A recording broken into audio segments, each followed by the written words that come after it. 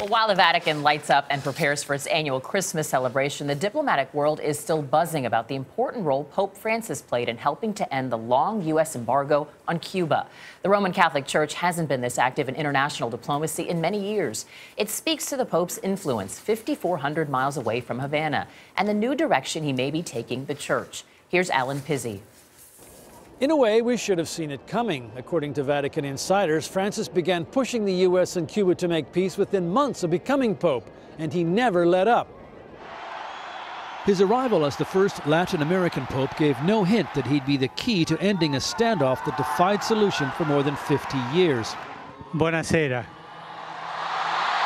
When the Cuba-Washington rapprochement was announced, the Archbishop of Miami hailed it as Francis doing what popes are supposed to do: build bridges and promote peace.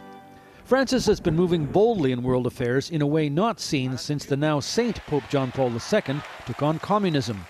John Paul II's historic trip to Cuba in 1998 was seen as another groundbreaking moment. His successor, Benedict XVI, did more bridge building with a follow-up in 2012. Francis joined everything together with quiet and secret diplomacy. Popes have an extraordinary diplomatic and intelligence service at their disposal, from diplomats who won't tell tales out of church down to eyes and ears on the ground in the form of priests and nuns. Jack Valero tracks the Pope for the organization Catholic Voices. He not only talks the talk, he walks the walk. People trust him. So I think he's a genius at creating this species of trust where people can talk and negotiate.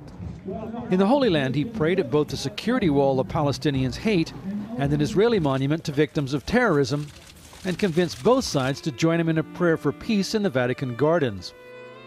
Another advantage of papal mediation is that it's done in the name of the Holy See, the Universal Catholic Church. It is seen to have no vested interest, either economic or military, and therefore can take on this special role in diplomacy. It's more along the lines of what might be called spirit of Christmas diplomacy. The ultimate diplomatic deal for Francis would be rapprochement between the Vatican and China. And if his latest effort is anything to go by, he just might manage it. Anthony, Vinita? Alan Pizzey at the Vatican. It's so interesting, the impact this Pope has had. It's been so unexpected, I think, the reach that he's had in the end. For the things he said about marriage, the things he said about animals, it really is sort of an evolution, and we're watching it. And now he's reaching out to China. Yeah. Fascinating.